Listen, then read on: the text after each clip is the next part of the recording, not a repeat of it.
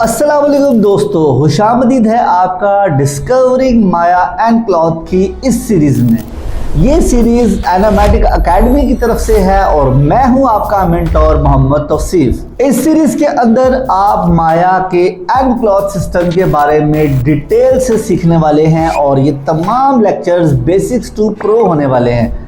अगर आप भी चाहते हैं कि आप माया के इस ताकतवर सिस्टम के बारे में जानें तो एंड क्लॉथ सीरीज को जरूर देखें। इस सीरीज को देखने के बाद इंशाल्लाह आपको किसी दूसरी सीरीज को देखने की जरूरत नहीं पड़ेगी। इस सीरीज के अंदर हम तमाम माया की एंड क्लॉथ सिस्टम्स को एक्सप्लोर करने वाले हैं। तो चलिए शुरू करते हैं अपने इस सफर को और सीखते हैं कि माया के अंदर आप कपड़े की डायनामिक और रियलिस्टिक मूवमेंट कैसे कर सकते हैं। तो जल्दी से अपनी क्लास को स्टार्ट करते हैं।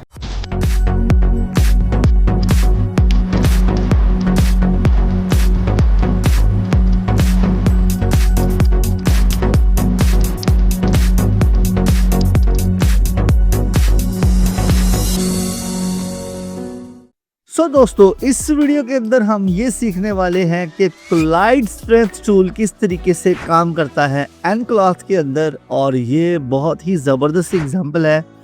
मैं इस वीडियो में आपको 2 एग्जांपल के साथ इस टॉपिक को कवर कराने की कोशिश करूंगा। आई होप आपको इसकी समझ आएगी।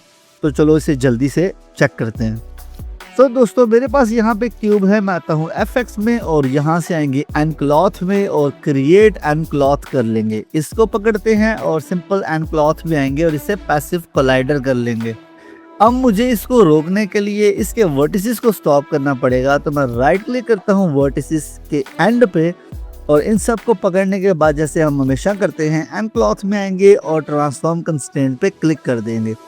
अब मुझे इसकी स्ट्रेंथ के साथ चेक करना है। तो मैं सिंपल आता हूँ इसके डायनामिक्स में और इसके ब्लेंड स्ट्रेंथ को जो है मैं रेजिस्टेंस को बढ़ाता हूँ और कोलाइड जो है इसकी स्ट्रेंथ इसको कम करके देखता हूँ।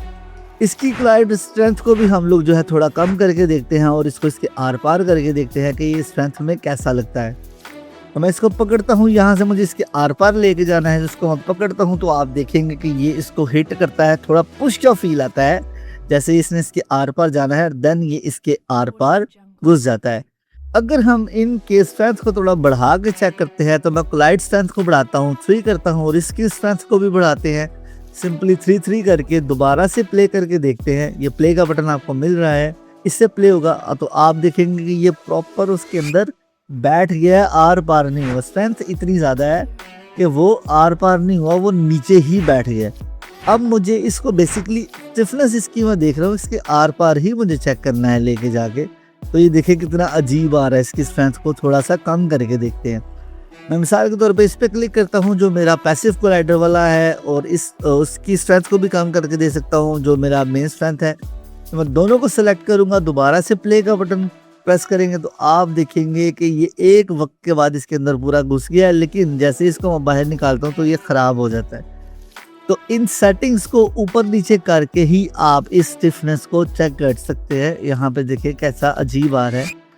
अगर मैं इनकी स्टिफनेस को बिल्कुल ही कम करता हूँ, लाइक इनको पॉइंट्स में लेके आते हैं, 1 बहुत ज़्यादा लग रहा है तो मैं 0.07 करता हूँ और इसको भी पकड़ते हैं और इसको भी पॉइंट्स में लेके आते हैं, 0.07 ही करके देखते हैं। एक जैसे रख के ट्राई कर रहा हूँ और इसको दोबारा प्ले करता हूँ तो आप देखेंगे कि प्रॉपर इसमें इधर जाके घुसा, मतलब यहाँ पे ये कुछ बेहतर लग रहा है। ये इसको आपने चेक करने का सबसे बेहतरीन तरीकाकार दोस्तों ये होता है कि आप इसकी स्ट्रेंथ को बिल्कुल 0 से चेक करें। 0 से लेके शुरू करना चाहिए। तो मैं इसको अगर 0 करता हूँ तो आप ये देखिएगा कि ये आर बार घुस रहा है, कोई फ़र्क नहीं पड़ रहा। इस तरीके से आपने इसको 0 से लेके चलना है। अगली एग्जाम्पल देखते हैं कि अगली एग्जाम्पल में आपको इसकी कैसे मज़ीद समझ आती है। इसको मैं 0.5 करके अब चेक करता हूँ।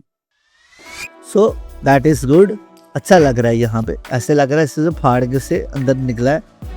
तो अगली एग्जांपल में देखते हैं कि अगली एग्जांपल हमें क्या इसमें दिखाती है।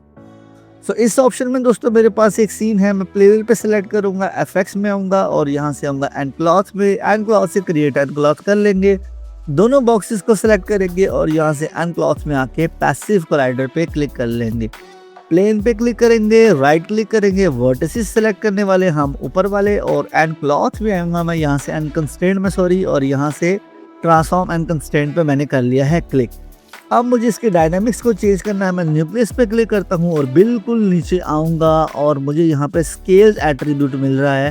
स्केल एट्रीब्यूट को मैं 0.3 करता हूँ सिंपल यहाँ से, ताकि हम इसको चेक कर सकें। पैसिव कोलाइडर में आएंगे और हमारा जो पैसिव कोलाइडर की कोलाइडर थिकनेस है इसको हमने अभी फ़िलहाल 1 रखा हुआ है। तो एक की स्टिफनेस को मैं कम करता हूँ, एक को थोड़ा ज़्यादा रखते हैं। इस पर मैं क्लिक करूँगा, सिंपल यहाँ से आएंगे, प्ले का बटन प्रेस करेंगे, स्ट्रेंथ आ रही है। मैं जैसे ही इसको इसके पार लेके जाने की कोशिश करता हूँ तो आप ये देखेंगे कि बॉक्स के पार गुजर गया है, लेकिन हमारा जो क्लॉथ है वो आर पार नहीं हुआ। तो यहाँ पे मुझे इसकी स्टिफनेस को थोड़ा बढ़ाना पड़ेगा। स्ट्रेंथ इसकी मैं 1 करता हूँ तो देखते हैं क्या अब ये इसको लेके चलता है। दूसरे वाले की स्ट्रेंथ को करेंगे हम कम, पहले हम लोगों ने उसकी स्ट्रेंथ कम रखी थी। अब मैं इस पर सिलेक्ट करता हूँ और इसको दोबारा से प्ले करते हैं, देखते हैं क्या ये बॉक्स के आर पार जाता है। तो ये इसको लेके गया इस बॉक्स के आर पार और छोड़ा तो देखिए इसने उस बॉक्स पे ही इसको हैंग ऑन कर लिया। बेसिकली ये टेक्निक इस्तेमाल होती है जब आपने किसी तरह की हैंगिंग करनी होती है, किसी चीज़ को किसी चीज़ पर टांगना होता है, लटकाना होता है। तो इसको जैसे फॉर एग्जांपल मैं लेके आता हूँ, यहाँ से पार कराएंगे तो यहाँ पे आप देखेंगे कि ये अभी उसी ऑब्जेक्ट पे रुक गया है। लेकिन अगर इसको मैं वापस लेके आता हूँ तो ये वापस भी आ रहा है और इस कपड़े के साथ भी बेहतरीन चल रहा है।